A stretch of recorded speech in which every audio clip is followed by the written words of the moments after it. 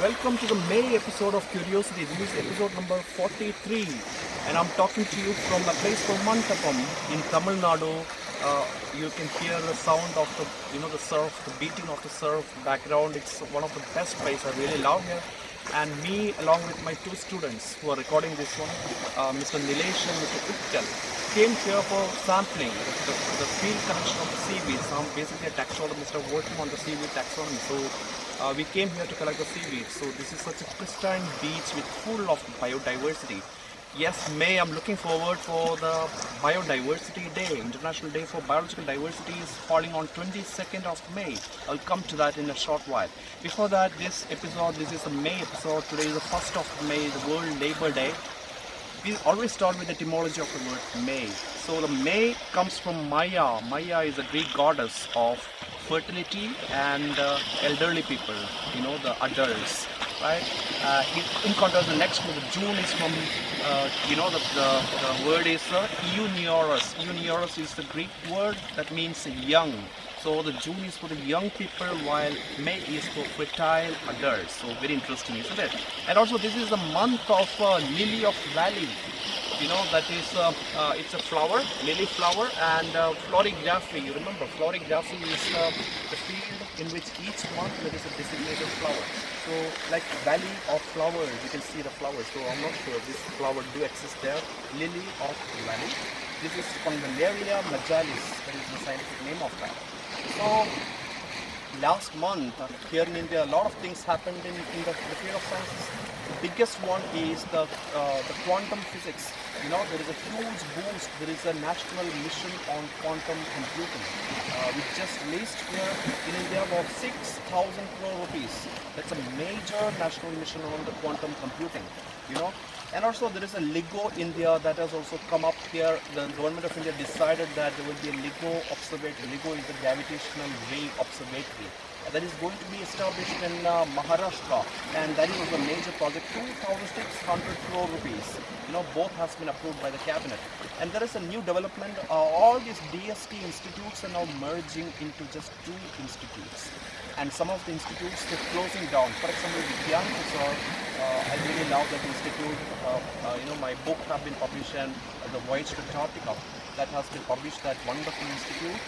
And also, that science document which is Mysteries in Science is also by the Vigyan Prasar. Unfortunately, DST has decided to close down that institute. I hope the decision will be taken back, because that institute where tremendous amounts of contribution to the field of the popularization of science and scientific temperament is, that has been provided. So I really wish Vigyan Prasar stay just like that. So this month's story is, the first one is as a 4-hour day week. That is, don't get confused. Some companies decrease a 4-hour from 5 hour to 4 hour, but then each hour they increase the time, 10 hours per day. No, that is not the case. It's 8 hours per day, 4 hours in a week, significantly boost the mental well-being. That is what the new research says. It's extra time off is very good for the health as well as the productivity of the institution. Very interesting, isn't it? And next story is that myth no more. The cranberry juice is it can prevent the urinary tract infections, the UTI. That's very, very interesting news which I read recently. And this is the reason is that proanthocyanidin is the molecule, PAC, is in the cranberry juice that prevents the binding of bacteria onto the urinary tract, the walls of the urinary tract. That is a very interesting paper. And next story is the children exposed to cats when they were young. This is a study from Japan, and those children who had pet cats early on in their life later turned out to be less prone for allergy, like peanut allergy and nut allergy in general, egg allergy, wheat allergy, soybean allergy. All these allergies were much less likelier. That's very, very interesting. 66,000 children were part of this study. It's a large number study, and so that is, I think that is a very, very interesting. It's connected with the hygiene hypothesis. If you are bringing up your children in a very hygienic environment, the immune system is suboptimal.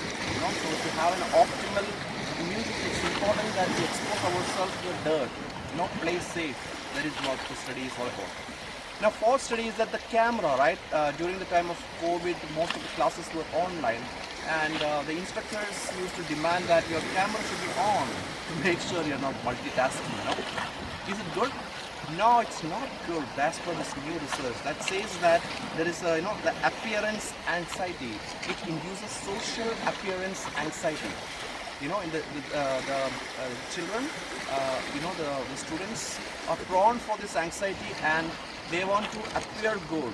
You know, so instead of that, in that all effort paid on to the good appearance, they completely forget the basics of this online education learning. So they are not really performing good with learning of the subject, but instead they are more interested in their appearance. So no, that is not a good option. Fifth story is about corporeal punishment. So the parents who punish the children,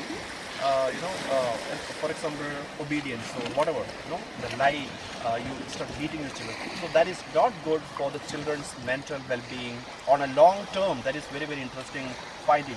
So they have a risk of developing lasting mental health problems. It's coming from the Cambridge University. It's a very interesting study. Sixth story is that the time outdoors. Like how I am and my students here, outdoorsy lifestyle, the free lift too, right? It reduces the blood pressure, depression, anxiety, and loneliness. That is why the nature prescription, this is studies based on nature prescription, that when you go to the doctor for prescribing, now it's a common stance that doctors in some of these countries like Germany and Japan prescribe exposure to nature as their intervention. Very interesting, isn't it? So yeah, so spend more time outdoor. That is the spirit of this study. Seventh story is that the stressed plants release ultrasonic sound. It's very, very interesting study published in the journal Nature. Fantastic. So that some animals do have the ability to hear these ultrasonic sounds. For example, bats. So vampire bats can hear it. That is very, very interesting. So this is like click, like that, right? So how many times this click is being released? So when the plants are either injured or when the plants become dehydrated, they're crying for water. They're very, very thirsty plants. They cry for water. Very interesting. When they're crying, you can hear 35 such sounds per hour. In comparison, the control group, which don't have any stress, releases just one click sound per 1 hour. Very, very interesting. Statistically significant. So yeah, so many interesting things are going on in the nature, friends. We don't know. We don't have the ability to hear it. Dogs can hear it, right? Some of the dogs, of course, while bats and many of the animals are, you'll be surprised to hear more than 90% of the mammals can hear these sounds, ultrasound, sonic sound. Unfortunately, we cannot have it. Eighth story is that the research found that the people who walk barely 8,000 steps per day, just 2 times a week, they have approximately 15% less chance of dying in the next 10 years. So it's a very, very minor intervention to bring into your life. Just 8,000 steps in a couple of times in a week. See, not even every day, just 2 times a week can drastically bring down, your probability of dying younger. Very, very interesting. Now, ninth story is that normalization of the lack of physical activity. Sedentary lifestyle, this modern lifestyle. This has led to, the perception that exercise is a form of intervention, but it's not the case. Exercise is part of our genetic markup. That is what this study say. It introduces a very interesting Latin term called modus vivendi. I looked it up. Modus vivendi means way of life. So exercise is way of all of our lifestyle for thousands of years of human evolution. It's only recently that we stop exercising and we take exercise as a form of an intervention. So that mindset we have to change. 10th story, in countries with more black doctors, then the black people live longer. Very interesting. Black doctors, wherever the counties, this is about the American study, the counties are like villages, right? So those villages having more black doctors, the longevity of black population is higher. Very, very interesting. Very quite similar situation you can see here in India too. You know, districts or villages with more socially and economically underprivileged doctors work. For example, doctors from SC/ST community. You can find those underprivileged group living longer. Isn't that very, very interesting study? I really like it. 11th story is the torrents of Antarctic meltwater are slowing down, this overturning of the, thermohaline circulation of the world. The oceans are, circulating by themselves, friends. And the biggest driver for this thermohaline circulation is Antarctic water. Now this Antarctic meltwater, the glaciers are melting, and this water has tremendously increased now. The mass of that water is really multifold now. So that led to slowing down of this overturning. Nutrient-rich upper layer are no more going down towards the sea bottom and mixing up. So that mixing up is really crucial. Now it is getting slowing down. So ultimately, this is a very interesting paper published last week in Nature. Predicts that by 2050, the entire continent of Antarctica could collapse. It's a doomsday prediction. Very bad. So it's a collective responsibility for all of us to fight climate change. Then third story is that driving on less than 5 hours of sleep. If you drive a car or ride a bike or motorcycle, whatever. If you're sleep deprived, if you're driving, it's as bad as drink driving. So that is very, very interesting. More than 20% of all crashes, the motor vehicle accidents are caused by sleep deprivation. Driving after having less than 5 hours of sleep. Friends, that is just like drink driving under the influence of alcohol. But this one something completely overlooked by the society. There is no punishment for driving sleep deprived. So it's nothing to do with the punishment, but it's life is precious. All of us have only just one life. So be smart, right? Now, 13th story is that the new research has found that humans can, our life expectancy as of now is approximately 74 years around the world. Here in India is lesser, while some countries are 88 years. Now, if you look at the longest living person ever lived on the planet Earth is a French lady who lived 122 years, which is just a fraction. That is what this new study says. As the science and longevity research advances within next 1 or 2 decades, our life expectancy can even double.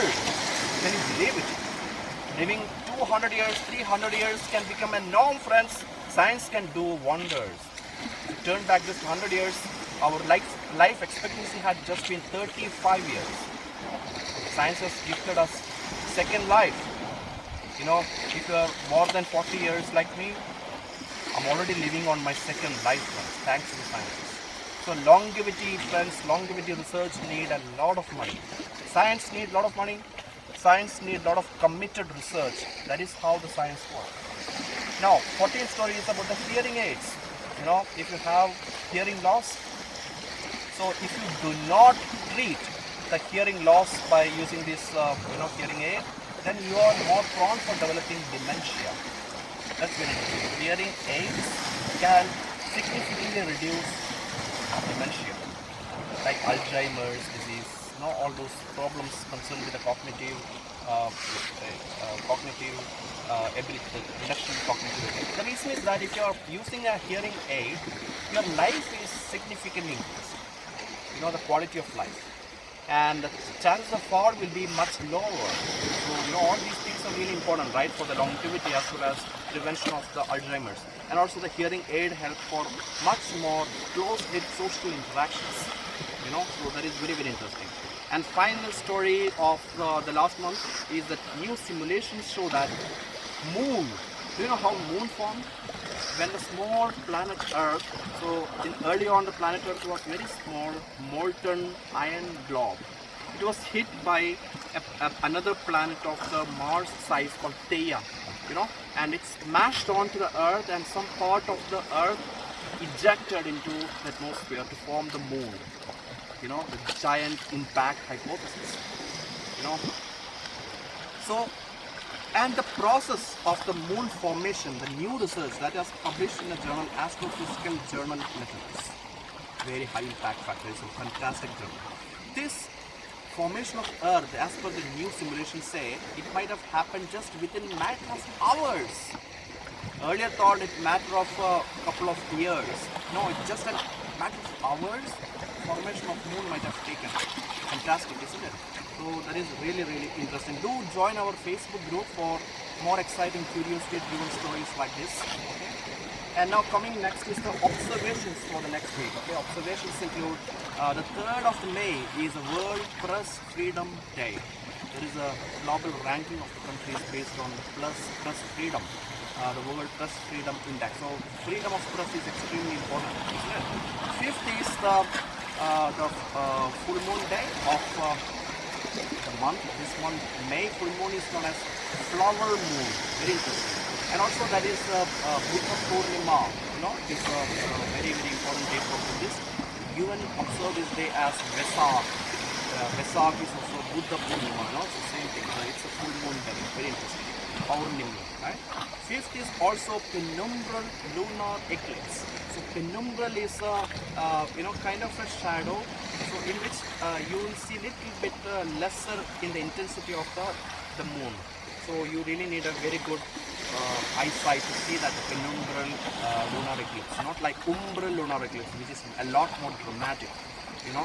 It is like the closure, the darkness, you can see that, right, in the umbral. But in penumbral, no, unless you are living in an area with very less light pollution, like here in Rameshwaram area, or up in the hills, western parts of Himalayas, right?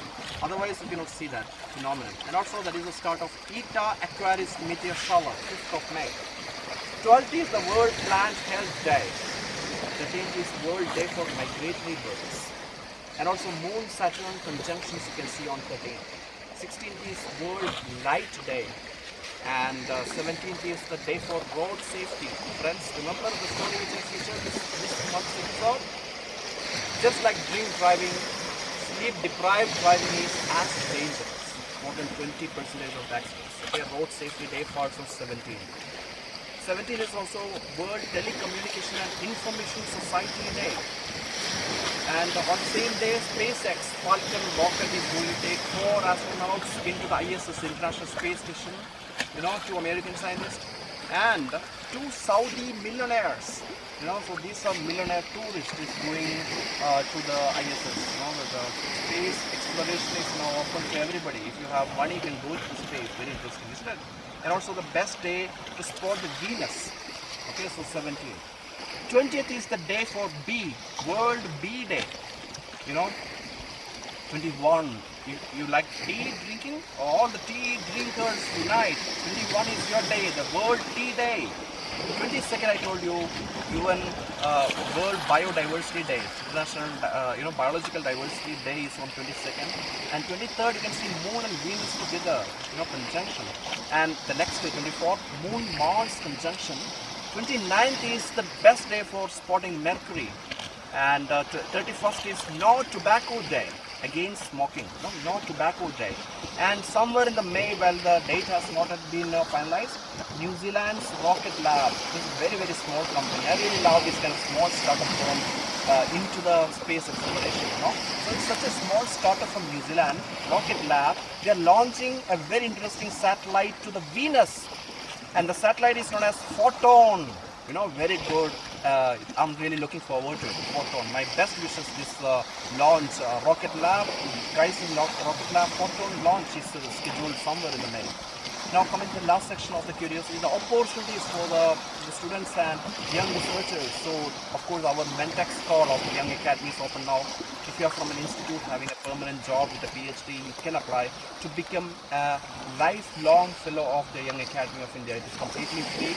Only thing which we ask you is a committed internship guiding the students for at least 2 months, up to 4 students.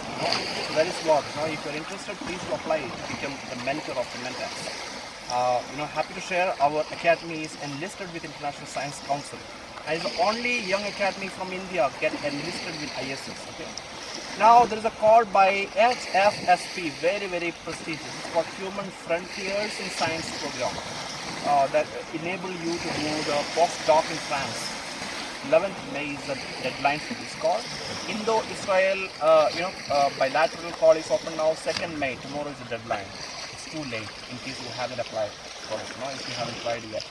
Indo-Russian call is also open now. 15th June is the deadline. You still have more than a month to go. And if you are interested in popular science writing and writing a book is your goal, then you should apply for this grant by India Science FAST Book Grant. FAST, F-A-S-T, India Science Grant for the book. It's for the book fellowship grant. 30th May is the deadline. A lot of interesting authors in that list, like Pranay Lal is a member of this committee. So do apply for this scheme, okay?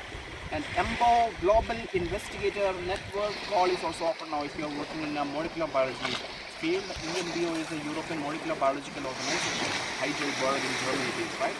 So EMBO has this network of young researchers. You may apply for that. It's very, very prestigious. It comes with grant, lots of euros, right? Millions of euros you earn it. 30th June is the deadline.